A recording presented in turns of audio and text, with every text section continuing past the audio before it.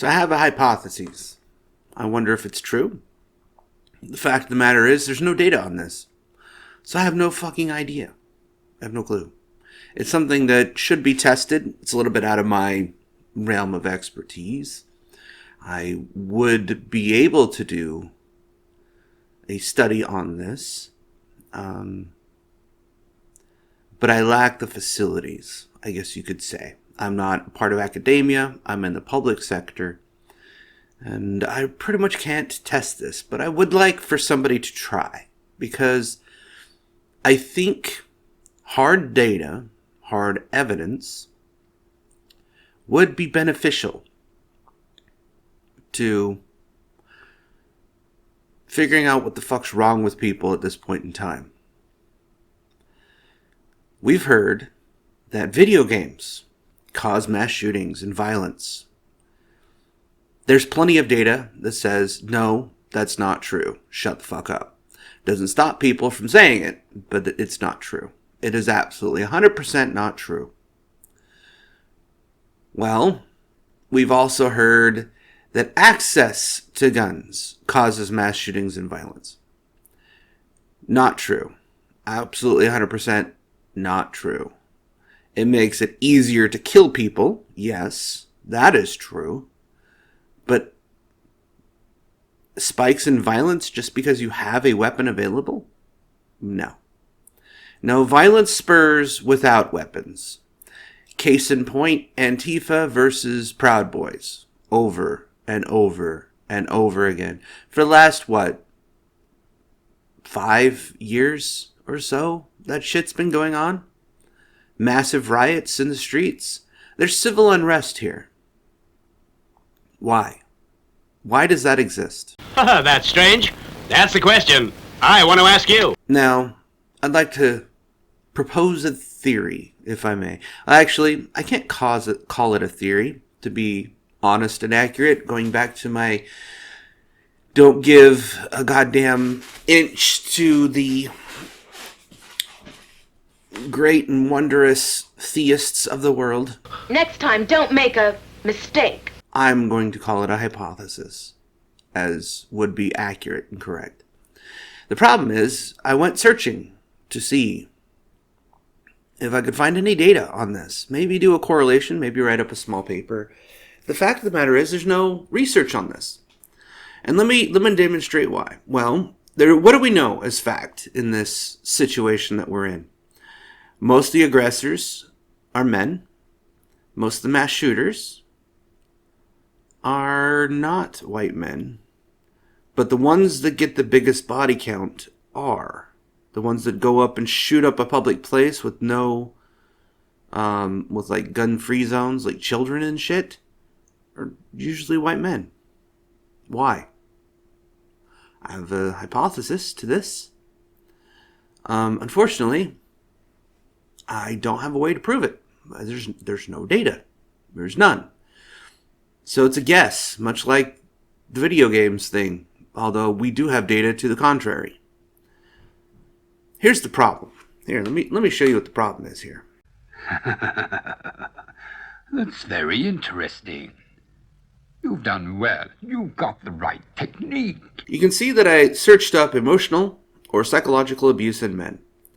What I had to exclude, because it kept on coming up, is women and woman or females. Why? Because what would happen is I'm looking for emotional and psychological abuse in men. And what kept up coming up is study after study after study of the emotional and psychological abuse on women by men. Not the other way around. Something that's not widely studied. Why do you think that is?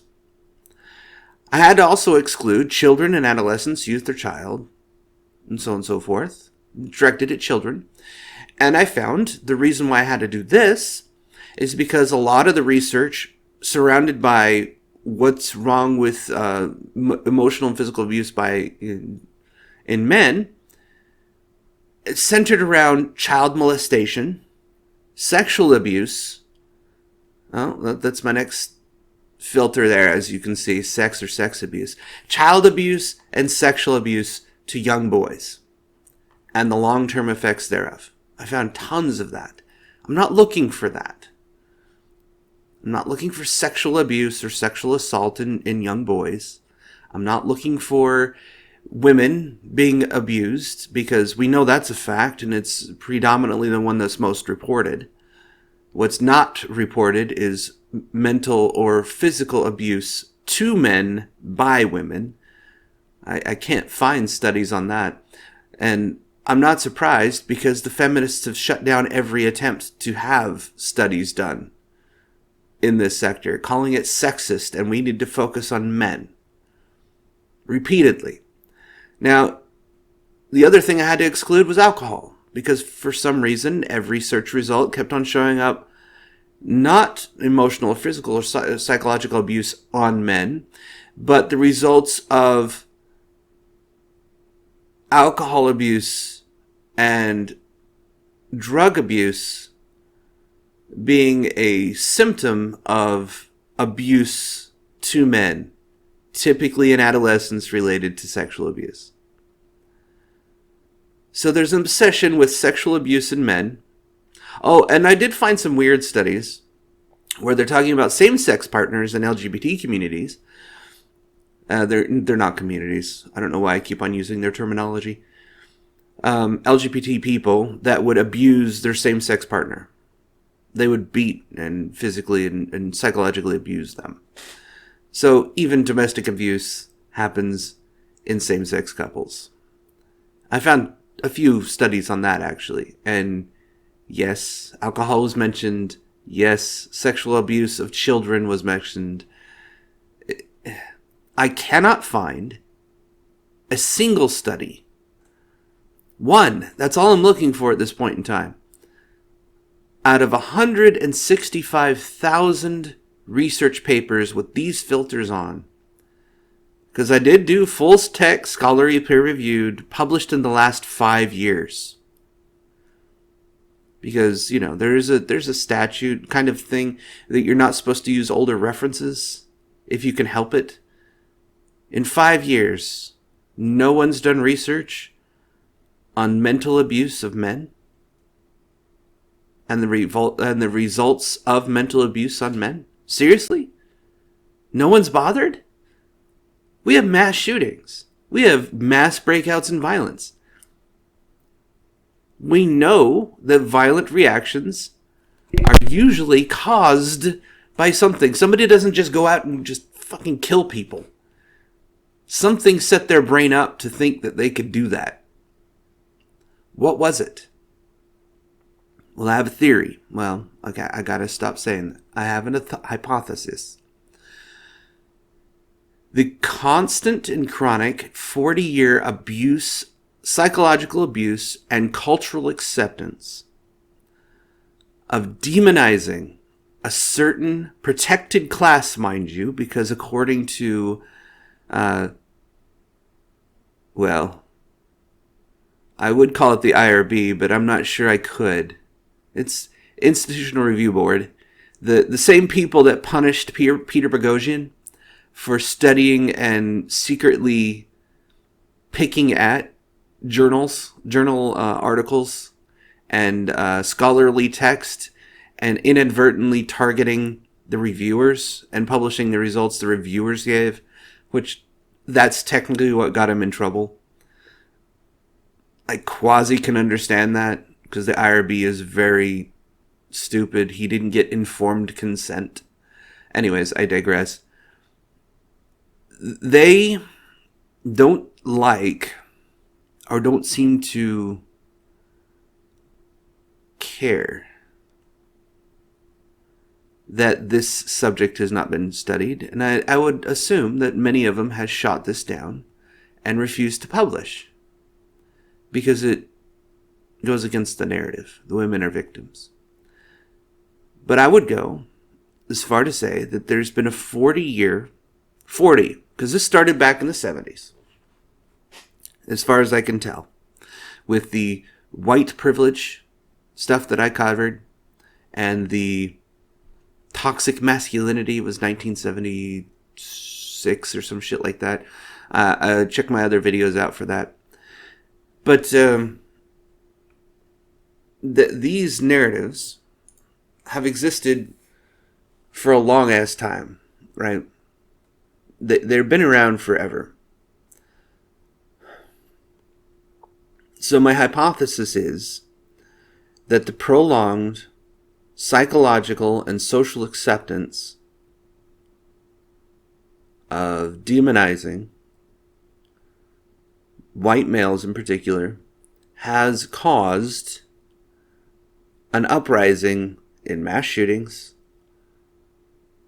and breakouts in violence. Start on my signal. Now do it. You men, attack.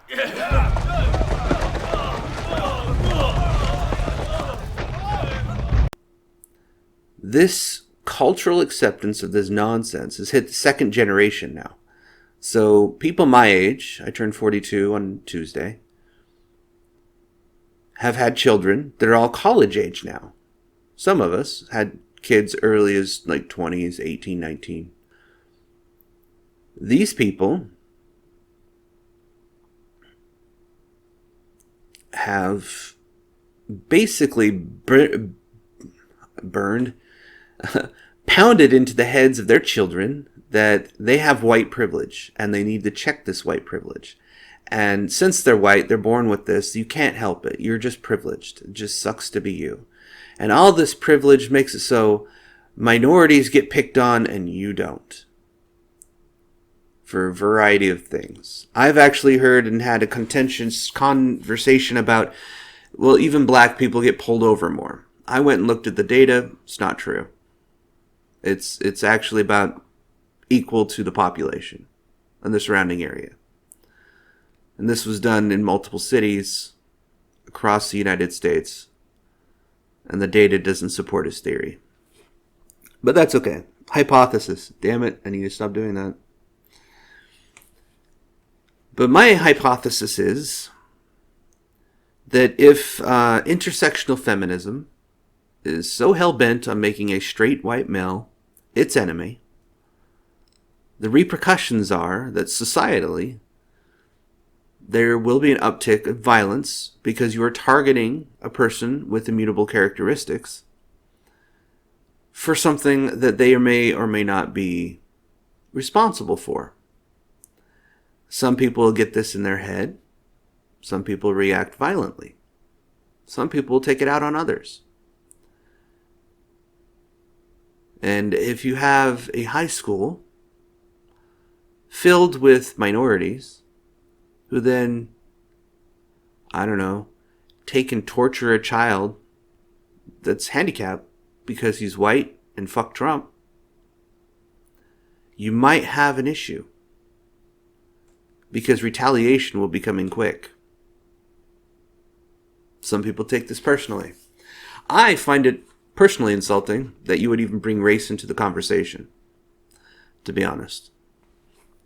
And let me demonstrate that by showing you this little gem that I found while searching through these hundreds of articles trying to find at least something. I want to eat more and drink today.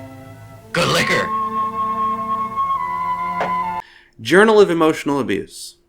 I was trying to find something. This is what I found. Racism and invisibility. Race-related stresses, emotional abuse, and psychological trauma for people of color. Colored people. Not white. White people don't have this issue, apparently. Article presents an overview of the complex experiences of racism and the invisibility syndrome as they relate to the issue of race-related stress, emotional abuse, and psychological trauma for people of color. Racism, through domination, power, white privilege, is manifested and in its individual, institutional, and cultural forms. Race-related stress is discussed as an outcome of perceived racism, creating emotional abuse and psychological trauma. So in other words, it's all in your fucking head. Consequences of racism are considered for family and couple relationships. A case example is presented, illustrating the issues of racism, professional and personal development for staff members in mental health agencies. Examples of interventions to combat racism are given, such as identifying resilience and strengths of people of color and the role of anti-racist movement. So, you can tell where this money's being spent now, can't you? Apparently these three wonderful people in 2008, I had to dive backwards in the Wayback Machine to find a new one, but 2008, yep, this is Trump's fault, right? Yeah, this came out when Obama was president, mind you, and they're trying to tell me that this is Trump's fault. I am dumbfounded. So apparently white privilege is a thing in 2008, and it manifests racism. I did find a couple other nifty gems. For example... Well, lad, I'm going to show you some of my kung fu. That's called hitting the head. Journal of Law and Biosciences. This one was kind of interesting. Neuroscience cannot answer these questions. A response to G. and R. Murrow's essay on hypothesizing a link between dehumanization, human rights abuses, and public policies. What they're saying is there might be something here, but neuroscience is not the answer. It says Murrow's paper, hypothetical link between dehumanization and human rights abuses, which they propose that neuroscience may answer some difficult public policy questions, including questions about the First Amendment, is an unfortunate foray into law about public policy unjustified by the current state of neuroscience. Neuroscientific insights may one day have important implications for the law and for some of the folk psychological assumptions embedded in the law, but they will never change the words of the written Constitution or answer difficult policy questions to the interests of those words. Intricacies. Suggesting that neuroscience can today inform these questions does a disservice to science, law, and the complexities of the human condition. One of the things I found very interesting in this entire thing starts right here. One of the paper's weakest scientific moments in its reliance on literature of the implicit bias as an example of how all of us are saddled with biases driven by impulses to dehumanize. The authors needn't have resorted to such controversial and unsettled literature. Humans have been biased, and largely have been aware of those biases since we first emerged 200,000 years ago. Indeed, bias is an unfairly loaded word. Bias is just one part of our emotional toolbox, like jealousy and guilt, that has served us well for 200,000 years and continues to serve us or disserve us depending on environmental context. In fact, I was surprised that the paper glosses over the fact that the kinds of bad, dehumanizing biases that seem so problematical, you put an L, all at the end, today, ethnic and racial bias, have their own deep evolutionary roots. The Murrows pay passing reference to the fact that outgroups are universally distinguished as not human or as less than human, but the story is much more profound than this offhand comment might suggest. Because we evolved in small groups, mostly related individuals, we have brains that have strongly or powerfully discriminated between members of our own group and non-members. We have a strong, albeit conflicting, pro-social feelings toward members of our group, but powerful and largely unrestrained feelings of distrust toward outsiders. Sometimes that deep distrust in outsiders can have modern utility. Is a man racist if, late at night, in a remote part of the city, he walks to the other side of the street to avoid a group of black men? Is the answer to this question the same if the avoider is aware that young black men in the community commit violent crimes at a rate significantly higher than young white men? Is the answer different if the avoider himself is black? Is any of this even bias?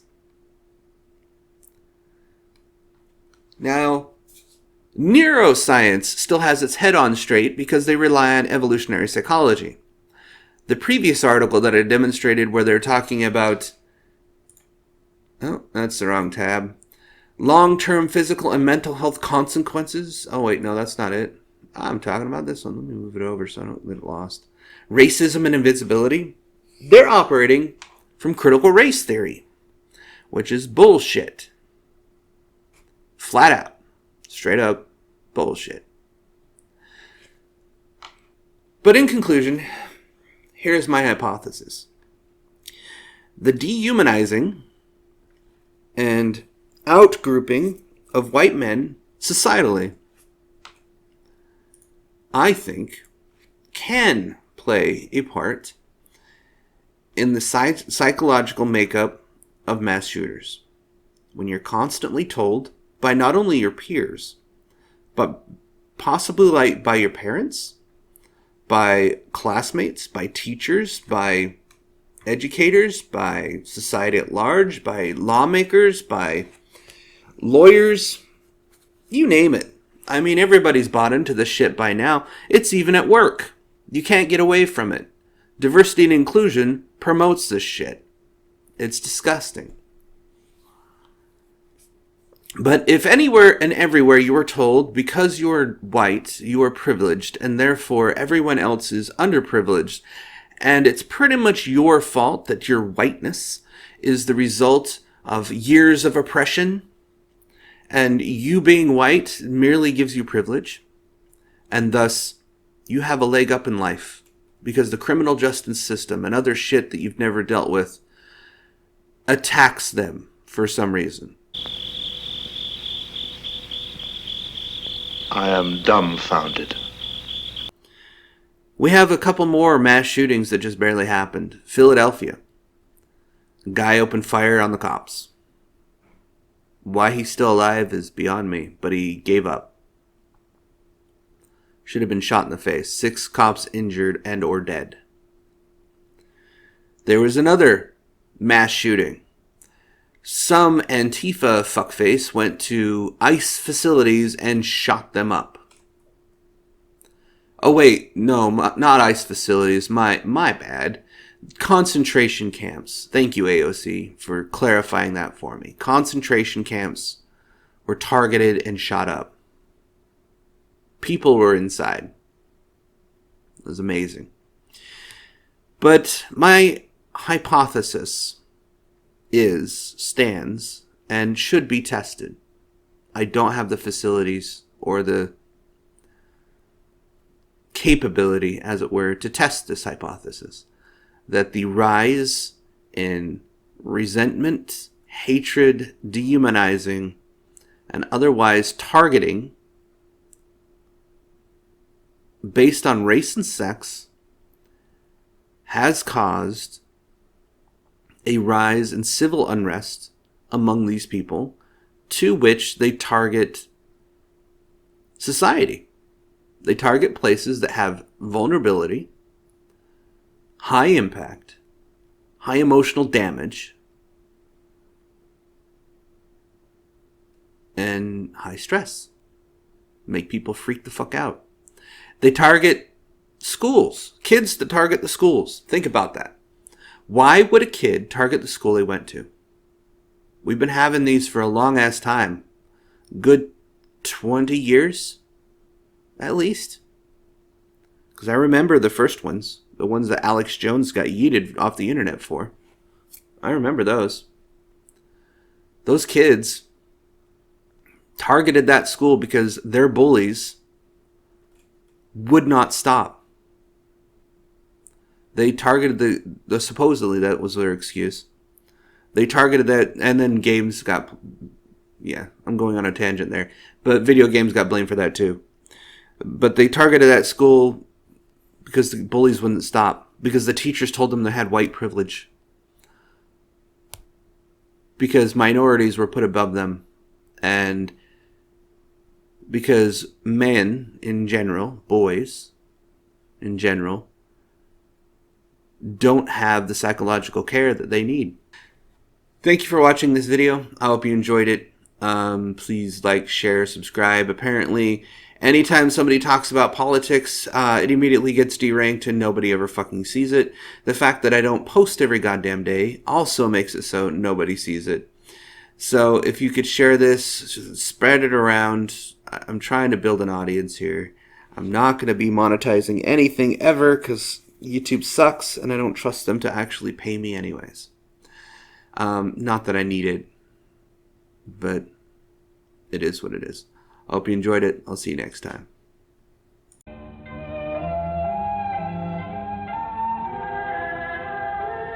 I've completed my work. Time for me to go.